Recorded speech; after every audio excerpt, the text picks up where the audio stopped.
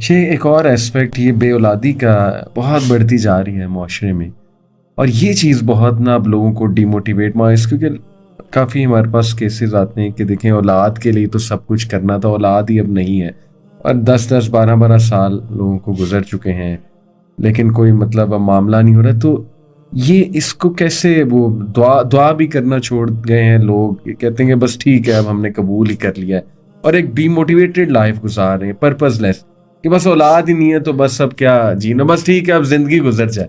تو یہ والی ڈی موٹیویشن اور مایوسی جو ہے، دیکھیں اولاد تو اللہ کے ہاتھ میں ہے.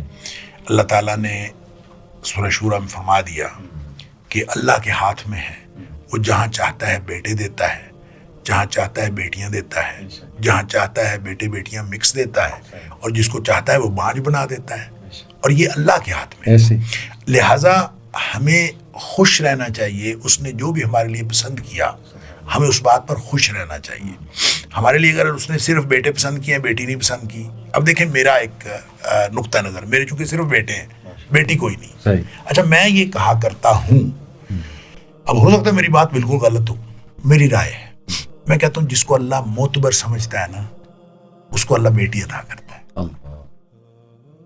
اور جس کو اللہ تعالیٰ معتبر نہیں سمجھتا اس کو اللہ تعالیٰ بیٹی نہیں دیتا.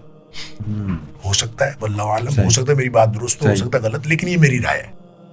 اب اللہ تعالیٰ کس کو بیٹے دینے ہیں، کس کو بیٹی دینی ہے، کون میرا ایک دوست تھا اس کی 3 بیٹیاں تھیں، اور وہ ہمیشہ یہ کہتا تھا کہ میرے اللہ نے مجھے بیٹیوں کی پرورش کے لیے بہتر سمجھا، تو مجھے اللہ نے بیٹیاں دے دی، اور میرے ذمے لگایا اللہ نے کہ میں نے بیٹیوں کی پرورش کرنی ہے.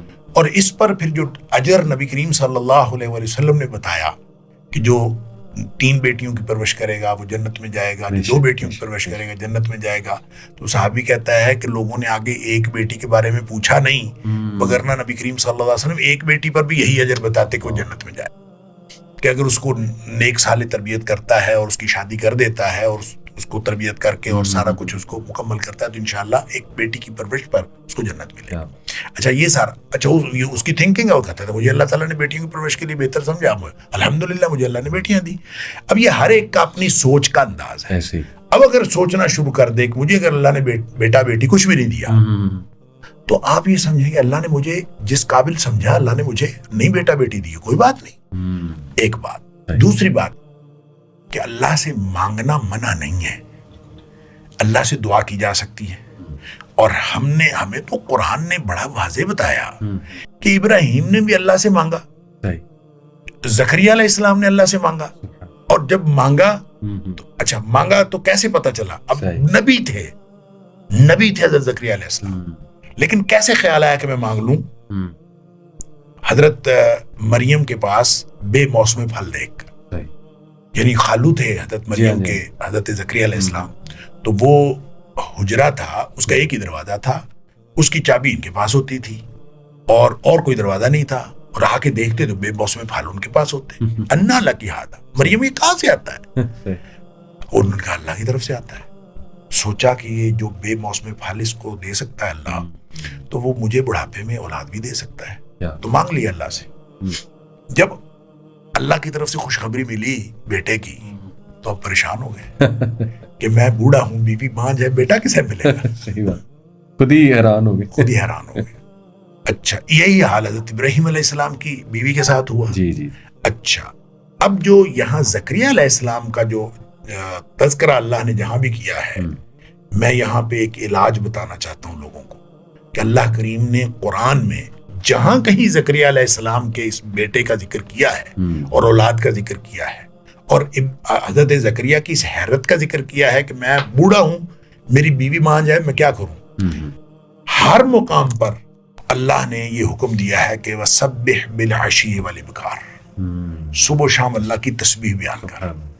اور اس سے جو ہے مفسرین نے یہ نقطہ نکالا ہے، اور میں یہ سمجھتا ہوں یہ قرآن کا بیان ہے اور یہ بالکل درست ہے کہ جہاں بے اولادی ہے نا ان کو صبح و شام ایسے اذکار کرنے چاہیے جس میں تسبیح ہے. سبحان اللہ کہیں، سبحان اللہ و بحمدہ کہیں، سبحان اللہ و بحمدہ سبحان اللہ العظیم کہیں، سبحان اللہ و بحمدہ عدد خلقہ و رضا نفسہ و زینت عرشہ و مداد کلماتہ. یہ جو جتنے اذکار ہیں جو سبحان سے شروع ہوتے ہیں، جس میں سبحان ہے، جس میں اللہ کی تسبیح ہے، تو وہ کریں تو یہ انشاءاللہ بے اولادی کا علاج ہے. میاں بیوی دونوں اگر تسبیح کریں تو انشاءاللہ یہ بے اولادی کا علاج ہے. صبح و شام کریں. تو میں نے اس پہ جو ہے نا 6-7 چیزیں بنائی ہوئی ہیں. اور مجھے تو کوئی بے اولاد جوڑا کہتا ہے کہ اولاد نہیں ہوتی، میں ان کو یہ دیتا ہوں. میں کہتا ہوں کہ آپ یہ 6-7 چیزیں ہیں، یہ پڑھا کرو اور صبح و شام اس کا ذکر کیا کرو. اور یہ قرآنی علاج ہے بے اولادی کا. بالکل کہ آپ تسبیح کریں گے تو انشاءاللہ وہ نقص دور ہو جائے گا اور اللہ تعالیٰ اولاد دے دے گا. اچھا، یہ تو ہے ایک بات جو اس کی روحانی سائیڈ ہے، یا اس کو جو ہم شرعی طور پر دیکھتے ہیں. لیکن جو دوسرا اس کا حصہ ہے نا، جو اس کو ہم فزیکلی دیکھیں تو ہمارے جو حالات ہیں نا، آج کل ساری نسل وہ فاسٹ فوڈ پہ اور جنک فوڈ پہ چل رہی ہے. اور جنک فوڈ جو ہے اصل میں ہماری صلاحیتوں کو ختم کر رہی ہے. بالکل، چاہے وہ لڑکے ہوں چاہے لڑکیاں ہوں. جی ہاں. اور اس نے جنک فوڈ نے ہمارے بچے بچیوں کو، ان کے اندر یہ صلاحیت ختم کر دی ہے، یا قریب الاختتام ہے. بالکل. اس لیے جو ہے بے اولادی بڑھتی جا رہی ہے. اور اگر بچے جو ہیں دیکھیں، صرف جو خوراک بہتر کرنا اور خوراک بالکل سادہ اور غذائیت والی خوراک لینا.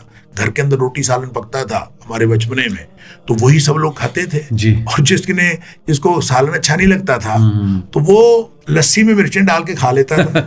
مطلب اس علاوہ آپشن کوئی نہیں. اور میکسیمم جو عیاشی ہوتی تھی وہ یہ ہوتی تھی کہ عصر کے وقت جو ہے وہ دانے بنوا لیے جاتے تھے کڑائی سے، اور وہ کبھی مکئی کے دانے، کبھی چنے کے دانے، کبھی چاول اس کے ساتھ شامل کر دیے، اور یہ دانے بنوا کے ہر چیز میں غذائیت، ہر چیز غذائیت والی.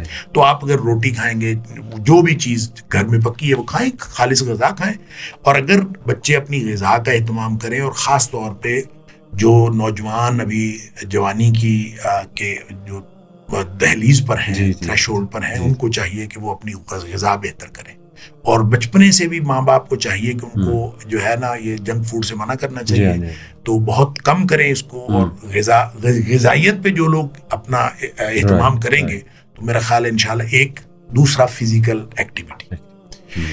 ایکٹیویٹی ختم ہوتی جا رہی ہے. اور ہر چیز جو ہے، گاڑیاں آ گئی ہیں گھر کے اندر گراج سے گاڑی میں بیٹھتے ہیں، اور گاڑی اسکول چھوڑ آتی ہے، گاڑی کالج چھوڑ آتی ہے، گاڑی پہ جاتے ہیں، یا پھر بچے جوان ہوتے ہیں موٹر سائیکل زیادہ. اور اس کے علاوہ یعنی فزیکل ایکٹیویٹی ختم ہوتی جا رہی. یہ دونوں باتیں ہیں جس نے بے اولادی کو زیادہ کیا ہے.